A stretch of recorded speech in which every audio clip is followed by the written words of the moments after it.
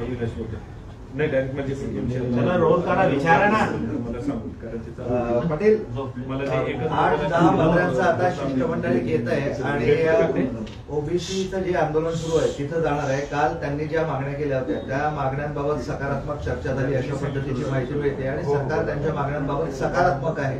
म्हणजे तुमच्या मागण्यांबाबत नकारात्मक असं असू शकतं, कसं बघताय तुम्ही असं? नाही, सरकार असं मराठ्यावर अन्याय नाही करू शकत. म्हणजे त्यांच्याबद्दल सकारात्मक आणि आमच्या बाबत नकारात्मक ही भूमिका मराठ्यांच्या बद्दल महाराष्ट्रातल्या सरकार नाही घेऊ शकत. कारण आमचं हक्काचं आरक्षण आहे.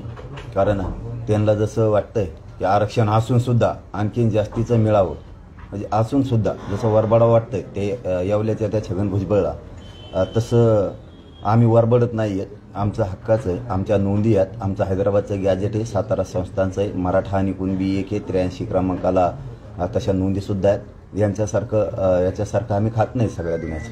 त्यामुळे सरकार आमच्यावर अन्याय करणार नाही. सरकारने जर तसं केलं तर सरकारला मागात पडेल. सरकार जर पुन्हा पहिल्यासारखंच करायला लागलं, आम्हाला त्यांची गरज आहे त्यांची गरज आहे, तर पुन्हा सरकारचे हाल होणार. मग आमचा नाविलाज. काल मुख्यमंत्री असंही म्हणाले की जी मागणी केली आहे तुम्ही काही ओबीसी किंवा कुणबी जातीची सर्टिफिकेट दिली ती खोटी आहे, तर या सगळ्या प्रकरणाची चौकशी करण्यात येईल आणि जर कोणी खोटी अशी इश्यू झाली असेल तर देणाऱ्यावर आणि घेणाऱ्यांवर दोघांवरही कारवाई होईल. बरोबर आहे ना, आमची एकही खोटी नाही, तरी तुम्ही त्यांचं ऐकून जाणून बुजून आमच्यावरती काय म्हणते त्याला ती कारवाई करणार. कारण जशा केसेस खोट्या केल्या तुम्ही लाखो पोरांवरती मराठ्यांच्या, तसे तुम्ही आमच्या नोंदी सापडलेल्या असूनही त्या खोट्या ठरविणार.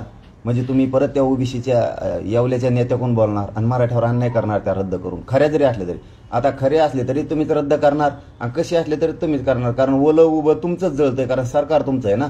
त्यामुळे कसं तुम्हीच जळणार. पण तुम्ही हे पण करा ना, ज्या मंडल कमिशननं 14% आरक्षण दिलंय, त्यांना जे रूल दिले होते त्या रूलनुसार त्यांनी आरक्षण दिले की नाही ती चौकशी करा आणि त्यांच्यावर कारवाई करा. तेही 14% रद्द करा, त्याच्यावरती पण कारवाई करा. मंडल आयोगावरती सुद्धा कारवाई करा. दिले 14%, त्याच्यानंतर ज्या नेत्यांनी दिले ते 1954ला त्याच्यावरही कारवाई करा. तेही 16% वरचं रद्द करा ना. ते का जमत नाही? म्हणजे ते खरं धरता का तुम्ही? म्हणजे द्वेष, जात आणि जातीवाद हे कोण वाढीत आहे? तुम्हीच वाढायला लागले ना. आणि परत आमच्या मराठीवर ठपकाट होणार तुम्ही. म्हणजे खोड्या तुम्ही करणार आम्हाला. 13% आरक्षण तुम्ही दिलं, तुम्हीच रद्द केलं.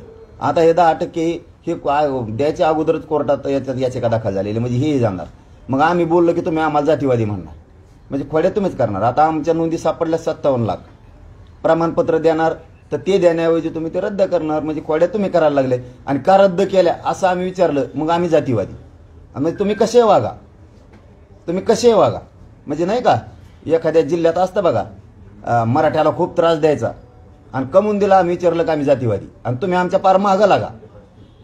तसं झालंय. म्हणजे तुम्हीच करो हम करो, ते काहीतरी आहे ना कायदा, तसं झालं खेळी. आता तुम्ही सांगताल तेच नसतं, मग नाही ऐकलं की तुम्ही जातीवादी. आम्हालाच मतदान करा, नाही तर मग जातीवादी. ते असं म्हणतात की मंडल कमिशनला विरोध करणं सोपं नाहीये. ते तुम्हाला झेपणार नाही, पेलणार नाही, कारण तो देशव्यापी विषय आहे. मग हे तुम्हाला रद्द करणं पेलणार आहे का? हे बी पेलणार नाही तुम्हाला. आणि तसले फसके दाबा नका सांगू मला तरी. ते इथून मागं कसं झालं काय झालं ते मला माहित नाही. मी मराठ्यावर अन्याय होऊ देणार नाही. वेळेप्रसंगी मला बलिदान द्यायची वेळ आली तरी देईल, पण मी भेणार नाही. आणि पेलायचं आणि फालायचं ते शिकायचं नाही मला. मी सामान्य माझ्या करोडो मराठ्यांकडून आहे. माझा समाज पाठपुरवायला खंबीर आहे या सरकारची, आणि माझ्या पाठीशी खंबीर आहे. मी समाजाची पाठराखण करतो. गोरगरीब समाजाचे मराठीचे पोरं मोठे झाले पाहिजे म्हणून लढतोय. माझा समाज एक आला ही यांची लय पोटदुखी, प्रचंड पोटदुखी. काही नेत्याची पण आहे आणि सरकारचे पण आहे की हा मराठा एक येत नव्हता, एक आला, मतात रूपांतर झालं, ते यांना मला हटवायचे. त्यामुळे त्या धमक्या मला नका शिकू तुम्ही. कोणाला काय केले काय तुम्ही रद्द केले, मग तुम्हाला सोपं आहे का? म्हणजे तुम्ही काय चिल्लर समजता काय आमच्या जातीला?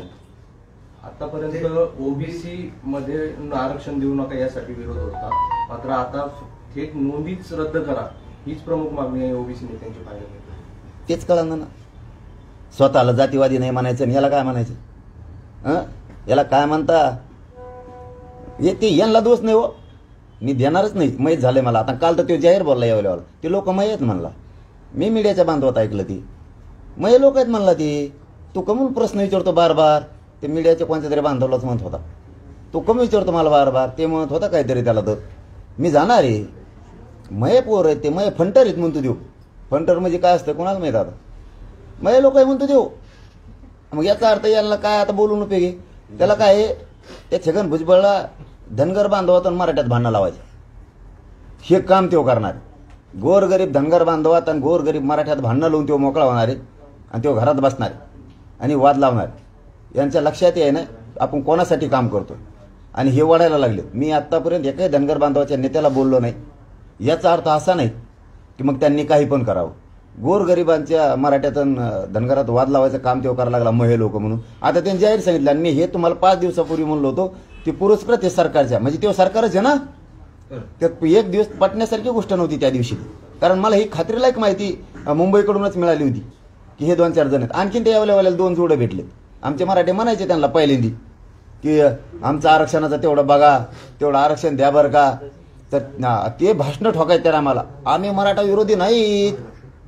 निवडणुका आले की आम्हाला मराठा विरोधी ठरतेत, मला जातीचं ठरीत. असं कसं काय होतंय. पडलाकने बुरखा उघडा मराठ्यांनी मतदान केलं. त्यांनी त्यांच्याच पक्षाचे मराठे हे त्यांना प्रश्न विचारित होते आणि त्यांच्याच पक्षाचे मराठे त्यांना अडवित होते की आमचं तेवढं आरक्षणाचा बघा. तर खांद्यावर हात ठेवून सांगत होते मी जातीवादी नाही, मी तसं नाही. मी निवडणुकीला उभा राहिलं की जातीवाद येतो, मग जात काढली जाते. आता उघडे पडले की तुमच्या भाषेवर आता आक्षेप घेतला जातोय. तुमची भाषा खूप खालावत चालली आहे, खालच्या दर्जाचं बोलताय, शब्द वापरताय असं बबनराव तायवाडे म्हणाले. जर ही भाषा तुम्ही वापराल तर समोरचाही त्याच भाषेत उत्तर देऊ शकतो, हे लक्षात ठेवा. नाही भाषा काय आहे खालची. त्यांचं म्हणणं हा पण काय आहे खालची काय आहे. धनगर बांधवात मराठा बांधवात वाद होऊ नये खालची भाषा आहे. ओबीसी बांधवात मराठा बांधवात वाद होऊ नये ही खालची भाषा आहे. खालची भाषा म्हणजे काय. आणि तायवाडे भाऊ तुम्ही ज्या व्यासपीठावर होता त्याच्यावर काय होती. समान न्याय करायचं शिका तायवाडे भाऊ. आम्ही तुम्हाला मानतो, तुमचा सन्मान केलेला आहे. प्रत्येक वेळेस शेंडके भाऊ असो, ते आणखीन दुसरे पडळकर भाऊ असो, तुम्ही जे 10-12-15 जण होतात त्या व्यासपीठावर काय होतं. छगन भुजबळ होता तेव्हा ते काय होतं. आया बहिणीपर्यंत गेले ना, वैयक्तिक गेलात ना. आणखीन आया बहिणी पोत गेलो नाही मी तुमच्या कुणाच्याच. वैयक्तिक जीवनात सुद्धा घुसलात ना तुम्ही आमच्या. तुम्ही ज्येष्ठ आहेत, तुम्ही समान न्याय करायला पाहिजे. किमान सरकार करत नाही तर एक ज्येष्ठ ओबीसीचे नेते या महाराष्ट्राचे तुम्ही एक ज्येष्ठ नेते म्हणून वयानं मोठे आहेत या हिशोबानं तरी तुम्ही समान न्याय त्या टायमाला करायला पाहिजे होता. त्या टायमाची भाषा ध्यानात नाही का तुमच्या. वैयक्तिक राजकारण असू नाही तर समाजकारण असू वैयक्तिक कुणी बोलत नाही. एवढं तर ज्ञान मी लहान असून मला आहे. तुम्ही वैयक्तिक गेलात.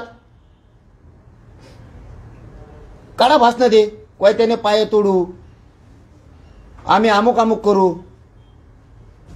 तुमच्या बापाचा आहे का महाराष्ट्र बघा थोड्या. आणि ज्या भाषा आहेत त्या नाही सांगत फक्त मी.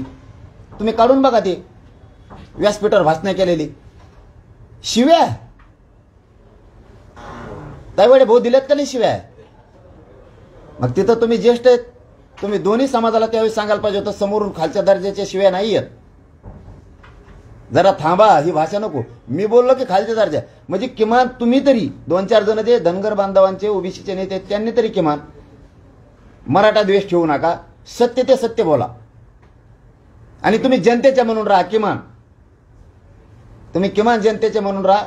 मी सल्ला फिल्ला देत नाही, पण वयानं कमी जरी असलं तरी सांगतो तुम्ही खऱ्याला खरं खोट्याला खोटं बोलायचं तुम्ही शिका. त्यावेळेच्या काय होत्या त्या भाषणाला तुम्ही स्वतः होतात. तुम्ही नाही दिल्या कधी शिव्या, तुमच्या समोर दिल्यात, मान्य करा. मग ते नावं पण कोण कोण आहेत तुम्हाला माहिती आहेत शिव्या देणारे तेही माहिती आहे. आम्ही काय बोललो असं की लगेच तुम्हाला एवढं लागलं तुम्ही जातीकडून वाढायला लागले तुमच्या. त्याला नाही सोडू शकत मी. हो तुम्ही त्याच्या जवळ जा, लांब जा, मला नाही देणं घेणं. मी त्याला नाही सोडू शकत. त्यांनीच आंदोलन बसून ओबीसी मराठ्यात इथून पाठीमाग वाद निर्माण केला आणि आता त्यांनी धनगर बांधवांनी मराठा बांधवात वाद उभा करायचं काम छगन भुजबळनेच केलंय. तेव्हा नाही सुटू शकत. तुम्ही त्याच्याकडून राहा नाही तिकडून राहा. आमची भूमिका आहे तुम्ही महाराष्ट्रातले ज्येष्ठ असल्यामुळे तुम्ही मराठा आणि ओबीसी या दोन्ही बरोबर सारखा न्याय करावा ही अपेक्षा आहे तुमच्या 4-5 जणांकडून. शेवटी तुमची इच्छा पण आम्हाला खालच्या दर्जात बोलले त्यावेळेचं काय? आम्ही जातीवादी करतो असं तुमचा आरोप आहे. मात्र जरांगे पाटील हे फक्त एका जातीपुरताच विचार करतात, मात्र आम्ही 400 जातींचा विचार करतो असं हाके म्हणतात. आणि मग जातीवाद कोण करतंय, जरांगे पाटील की आम्ही म्हणतो? अरे ते म्हणतंय हे नाही, ते बसविलेलं ते सांगताय फोन करून असं बोलत जाय. आम्ही त्याला उत्तर देऊ शकत नाही, त्याला विरोधकच मानलेलं नाही कधी, मानणार बी नाहीत त्यांना कोणालाच. त्याचे उत्तर द्यायचं काही गरज नाही मला आणि धोकडं मी देणार नाही. त्यांनी सांगितलं मग हे लोक आहेत ते सांगताय तिकडून 400 जाती संभळतो, इथून मागं तेच म्हणायचं ओबीसी रद्द करा, ते नोंदी किती वेळेस म्हणलाय. मीडियाचे बांधव साक्षीदार आहेत. दुसऱ्याच्या तोंडातून करून घेतो. त्याला धनगरात गरीब धनगरात आणि गरीब मराठ्यात मारामाऱ्या लावायच्या. त्याचं काम आहे ते. काय म्हणलंय ते की मी एका जातीचं काम करतो. फक्त मराठा जातीपुरतं अरे मग तुला कळायला पाहिजे, येवल्यावाल्याच्या माणसा तुला एक गोष्ट कळाली पाहिजे. तू संविधानाच्या पदावर बसला, 450 जाती तो असले महत्वाचे नाहीत, महाराष्ट्र महत्वाचा आहे. तुला संविधान मी शिकू का? संविधानाच्या पदावर बसला, तू एका जातीचा बोलत होता. मराठ्याचं आरक्षण देऊ नका, ते रद्द करा, आंदोलन उभा करतो माघारून. आणखीन 2 जोडं केली त्यांनी, सत्ताधाऱ्यातलेच पालकमंत्री जवळ ठेवले 2. काही फरक नाही पडणार आम्हाला, टायमाला दाखवू आम्ही सुद्धा. ते यांना काही दोष देऊन उपयोग नाही खालच्याला. 2 पालकमंत्री म्हणजे कोण कोण? लय मोठे उताडा आलाय ना आता बघू ना कोण कोण सांगून आम्ही पुढे आहेच ना. आणखी गेल्या 9 महिन्यात मराठवाड्यामध्ये कुणबीच्या 1,40,000 45,431 नोंदी सापडल्या आणि त्या आधारे 1,40,000 लोकांना कुणबी प्रमाणपत्र वाटप करण्यात आले. काय गेल्या 9 महिन्यात मराठवाड्यात 45,431 कुणबी नोंदी सापडलेल्या आहेत आणि या कुणबी नोंदीच्या आधारे 1,40,000 कुणबी प्रमाणपत्रांचं वाटपही झालंय. आणि तुम्ही जो सगळ्या सोयऱ्याचा आग्रह धरताय ते जर का नियम लागू झाला तर कदाचित मराठवाड्यातल्या कोट्यावधी लोकांना कुणबी प्रमाणपत्र मिळू शकतं. मग म्हणूनच अंमलबजावणी करायची म्हणतो ते नको म्हणतो. आणि ते छगन भुजबळ म्हणतो 450 जातीचा मी काम करतो. बरं 450 जातीचं कोणा करीना, जातीवादाच तरी बाकीच्या सोडल्या ना 450 गोड लागा त्यात. मराठ्याने काय केलं भाऊ, तो धनगर बांधव होता मराठ्यात वाद लावायला लागला. एक घेऊन टाका ना मराठीची, काय द्वेष आहे तुम्हाला एवढा भाऊ? हे म्हणता ना येऊ द्या ना. अरे उलट तो मोठं मन करायला पाहिजे होतं छगन भुजबळनं, येऊ द्या मराठ्याचा सुद्धा नेता झाला असता तू. ते नाही केलं आणि मला जातीवादी म्हणतो. जातीवादी नाही, आमचं चाललंय बरोबर चाललंय. सगळ्या सोयरीची अंमलबजावणी सरकारला करावी लागणार आहे. सरकारने नाही केली, सरकारला मराठीची नाराजी परवडणार नाही. एकट्या येवल्यावाल्याचं ऐकून मराठा आणि ओबीसी वादावर संजय राऊत असं म्हणाले की मागासले पण सर्व समाजामध्ये आहे, कोणाचे ताटातले काढून कोणाला देऊ नये ही शिवसेनेची भूमिका आहे. आमच्या ताटातलं घेतलंय ही आमची भूमिका आहे. कारण 1884 पासून आम्ही येत स्वातंत्र्य मिळाल्याच्या नंतर 1967 आणि 90 यांना आरक्षण दिले. आधी कोण? आमच्या ताटातला आम्हाला परत द्या. हिसकून घेऊन पळले. 50-50 जण आले, आम्ही एकटंच होतो बसलेलो जेवत. आलं ना आमच्या सगळ्या भाकरी घेऊन पळलं. इतक्या जणांच्या मागं पळताय ना, अंधारात घेऊन पळाला. अंधारात रातचे दिलेले, अंधारात दिसनात कोण कोणकडे लपलंय ती कुपटीत कापाटीत. छगन भुजबळने किती विरोध करायचं काम केला, किती जाती एकत्र काम करायला केला, तरी मराठ्यांना माझी विनंती आहे, एकाही जातीच्या अंगावर आपण जायचं नाही. हे सगळं छगन भुजबळ करतोय, एकटा दोषी आहे तो. ह्या सगळ्या जाती एकमेकाच्या अंगावर घालणं, जातीवाद करणं, सभेतून व्यासपीठावरून मला खालच्या भाषेत शिव्या द्यायला लावणं, वैयक्तिक याच्यात घुसणं, हे सगळं करायला लावतो तो छगन भुजबळ. मुख्यमंत्री आणि छगन भुजबळ पुन्हा असं म्हणाले मराठ्यांना आरक्षण द्या, मात्र स्वतंत्र द्या. द्या ना 50%च्या आत स्वतंत्र द्या. 27% आरक्षणात स्वतंत्र द्या. दे उद्या सकाळी. तो आहे ना टाळ्या वाजतो आम्ही. 50%च्या वर कायला खोटा ठोकितो. चलो बस, धन्यवाद. उदय सामंत असं म्हणाले की सरकार वक्तव्यावर ठाम आहे आणि ओबीसीवर अन्याय होणार नाही. मी म्हणलो ना, आम्ही शंभूराजे देसाई साहेब असतील, उदय सामंत साहेब असतील, हे इमानदारीनं हात घातलाय त्यांनी, ते इमानदारीनं न्याय करतील. मी आत्ताच नाही, तुम्हाला मला वाटतं 10-12 दिवसापूर्वी सांगितलं होतं. खऱ्याला खरं सरकारला म्हणावं लागणार आहे. सरकारला ठाम व्हावं लागणार आहे. आता ह्या छगन भुजबळने एवढं वातावरण गढूळ केलं राज्यात, त्याच्यामुळं आता सरकारला कठोर व्हावं लागणार आहे ठाम, की मराठ्यांच्या कुणबी नोंदी आहेत ते रेकॉर्ड आम्ही सगळे तपासणार, नोंदी शोधणार आणि नोंदी सापडल्या तर मराठ्यांना आरक्षण त्यातून देणार. दुसरं, हैदराबादचं गॅजेट 13 तारखेच्या आतच आम्ही सरकार म्हणून लावणार.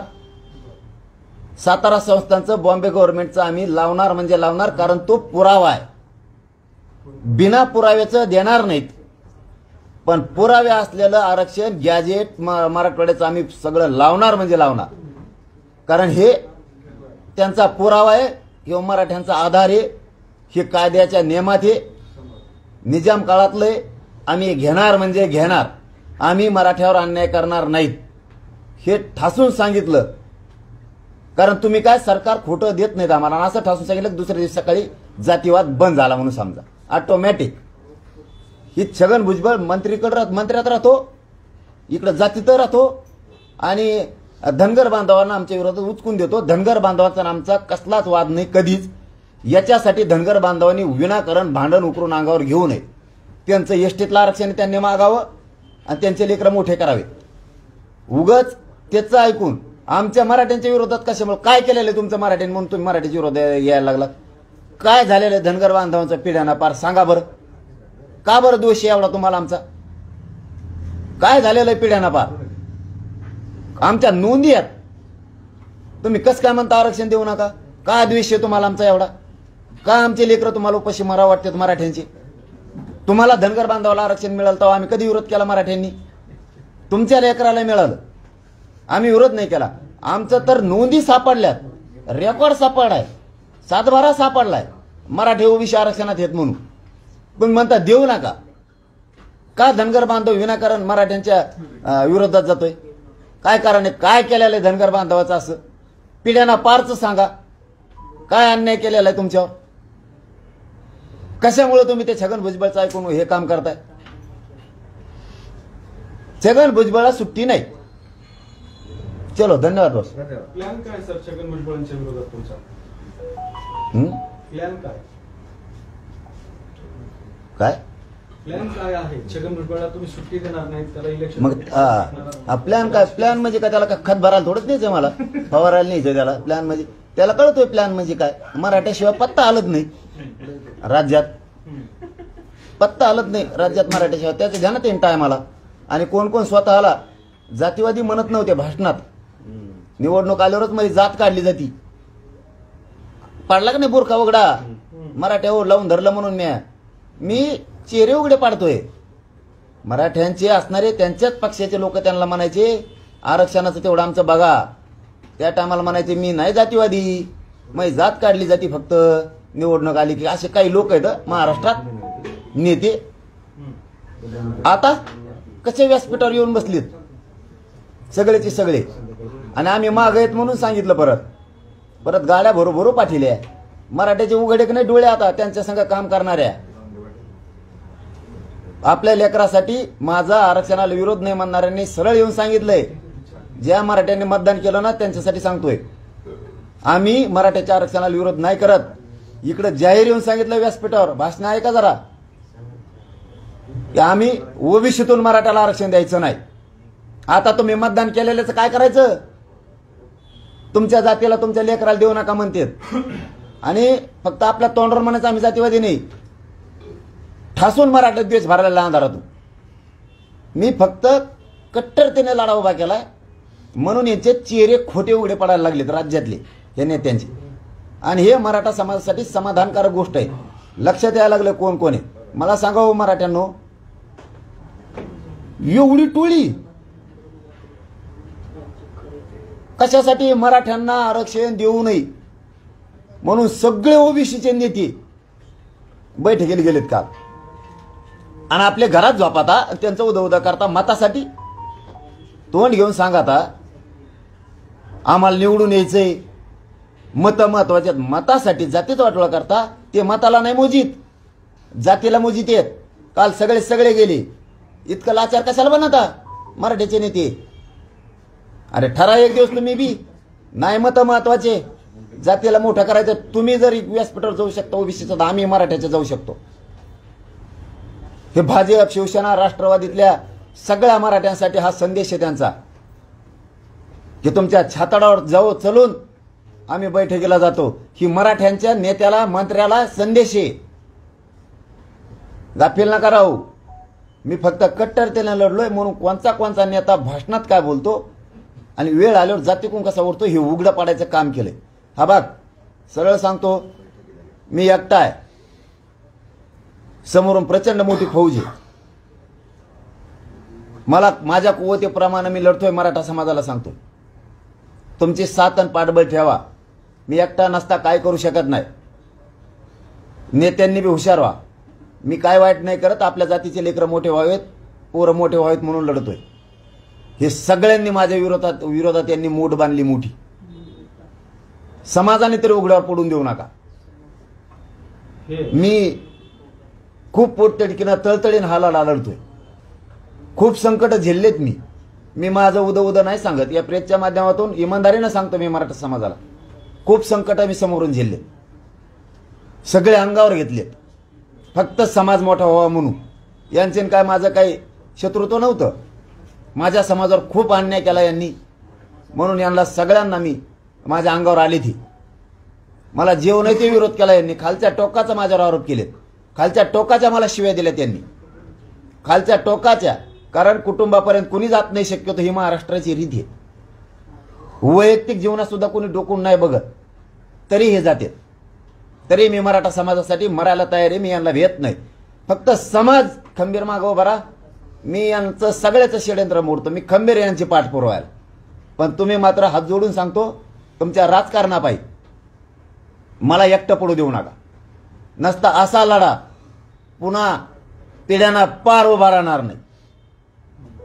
कधीच उभा राहू शकत नाही असा लढा. इतका कट्टर नसता. 10-5 रुपये दिले तरी माणूस फुटतो. एखादं पद दिलं तरी माणूस फुटतो. मी खूप गोष्टीला ठोकर मारलेली आहे, मराठ्याला माहिती. माझ्या जातीची शान वाढावं म्हणून मी यांना सगळ्याला ठोकर मारलेली. माझ्या जातीची इज्जत वाढावं, माझ्या गोरगरिबाला किंमत यावा, माझ्या मराठ्याला त्रास होऊ नये म्हणून मी खूप वादळ झेललेत, खूप संकट मोठमोठाले पेललेत. मी समाजाला नाही सांगितलं, मी झुंजतोय. तरी पण सगळेजण सपोर्टला उभे राहा. आता जात आता यांनी खिंडीत पकडली, अडचणीत आणली. मराठ्यांच्या सगळ्या नेत्याला, मराठा समाजाला सुद्धा सांगतोय, बेसावध राहू नका, सगळे सावध राहा. कालचं प्रचंड मोठं उदाहरण आहे की सगळ्या मंत्र्याची, विरोधी पक्षाची सुद्धा असणारे ओबीसी सुद्धा एकत्र झाले. असं शिष्टमंडळ नसतं. हे भारत देशातलं स्वातंत्र्यापासूनचं पहिलं शिष्टमंडळ असं आहे की हे ठरवून घे, मी आंदोलन बसवायचं आणि तिकडचं काम आम्ही सांभाळायचं. पोलीस फोर्स पाठवायचा, अधिकारी पाठवायचे. ही कोणची रीत हो? आमच्याकडे तहसीलदार आला की तुमच्याकडे आला पाहिजे. आमच्याकडे 4 मंत्री आले, तुमच्याकडे पाठवा. आमच्याकडे 10 मंत्री आले, आमच्याकडे पाठवा. आमच्याकडे मुख्यमंत्री आले, लगेच आमच्याकडे पाठवा. त्यांना अथरून टाकलं, आम्हाला टाका. असं नसतं आंदोलन. हे छगन भुजबळ घडून आणतोय. आंदोलन करते नाही. ही रीस मराठ्यांच्या विरोधात खुन्नस. छगन भुजबळ खुन्नस पेरतोय मराठ्यांच्या नेत्यावर. आणि मराठ्यांना सांगतो, छगन भुजबळ खुन्नस पेरायला लागला, खुन्नस. त्याच्याकडे इतके गेले तर आम्ही तो याकडे तितके पाठवतो. नसता सरकारवर, मुख्यमंत्र्यावर, देवेंद्र फडणवीसवर आम्ही दबाव आणू. देवेंद्र फडणवीस आणि शिंदे साहेबांवरती दबाव आणलाय मंत्री पाठवायसाठी. तो अंतराळीत बसला तर तुम्ही त्याच्या पुढे डांबरीवर बसा, व्हाऊ द्या दंगल. हे द्वेषानं सांगतोय छगन भुजबळ लोकाला. पण धनगर बांधवांचं आणि मराठ्यांचं काय झालं नाही. धनगर बांधवांनी वेळीच हुशार व्हावं ही विनंती आमची त्यांना. तुमचं तुम्ही मागावं, त्याचं ऐकून तो पुऱ्या राज्याची वात हात लावणार आहे. तो छगन भुजबळ तो संपला की ती जाती संपितो. असं आहे की तुम्हाला पण शिष्टमंडळ पाठवायची वेळ आलेली होती, त्यावेळेस तुम्ही तुमचे आजूबाजूचे सहकारी पाठवले. काल जे शिष्टमंडळात कोण असावं हे जे मंत्री आहेत यांची नावं खाली बसलेल्या लोकांनी घेतली होती.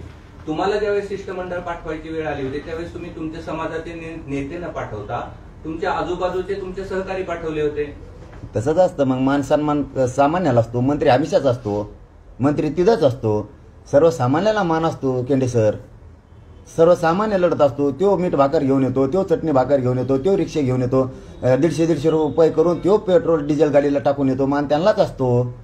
हे रोजच तिथं असते. विमानाने हिंड, हेलिकॉप्टरने हिंड, बोटीनं हिंड, जहाजाने हिंड, टॅक्सीने हिंड, यांना जे नाही ते ओला गोला सगळ्या गाड्या माहिती. आता हे हिंडते. हे गोरगरिबांसाठीच मंत्रालय असतंय. गोरगरिबांना त्यांच्याशी सन्मान व्हावा एकमेकाचा म्हणून असतं. हे तिथंच असते. तरी हवंच आहे बाबा, हवंच आहे. तरी बी आम्हीच जावा शिष्टमंडळ म्हणून. आम्ही यांना दोष देत नाही. तो फक्त कोणीकडचे कोणी वळू नका. आम्ही यांना दोष देत नाहीत, देणार नाहीत, आयुष्यात नाही देणार. त्यांना पुढून किती वार करू द्या. आणि केलेले त्यांनी. इथून मागच्या भाषणं काढून बघा, खालच्या पातळीवर त्यांनी केलेले. आम्ही त्यांना विरोधक मानलेला नाही, त्यामुळे पुढे मानणार नाही. त्याला सुट्टी नाही. एक मुद्दा असा आहे की हे सगळे काल ओबीसी नेते सगळ्या पक्षातले एकत्र झाले, बैठकीला उपस्थित झाले. मराठा समाजातही खूप मोठ्या प्रमाणात नेते आहेत, कार्यकर्ते आहेत, आमदार आहेत, खासदार आहेत. तुम्ही प्लॅनिंग करण्यामध्ये जबरदस्त आहात. तुम्ही पाठीमागच्या काळात जे काही 3-4 आंदोलनाचं प्लॅनिंग केलं ते जवळून बघता.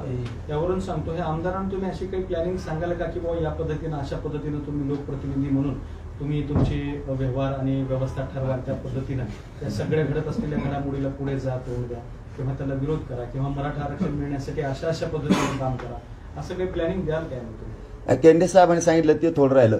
हे किती गेले तरी ते दुःख नाही. दुःख हे की समाजासमोर मेसेज गेला की हे आंदोलन छगन भुजबळनंच बसवलेले. छगन भुजबळच्या पाठीशी आणि सगळे पक्षातले काही नेते पण आहेत, सत्ताधाऱ्यातले पण. ही मेसेज गेला आणि त्याचा एक फायदा झाला की माझा समाज आणखीन जागृत झाला. जर हे ओबीसीचे नेते जात असतील तर आपण सुद्धा आता गावखेड्यातून एक झाला पाहिजे. राहिला यांचा प्रश्न. 13 तारखेच्या नंतर मी सांगितलेलं निवेदन आणि निर्णय, आम्ही केलेलं आडाखे आम्ही बांधलेले, हे बघून सरकार तोंडात बोट घातलं पाहिजे. अवाक झालं पाहिजे, अवाक. फक्त यांनी सरकारनं आम्हाला धोका द्यावा. सरकार अवाक झालं पाहिजे की या पोरांनी बांधणी केली किती डेंजर. धन्यवाद. Okay, thank you. चला.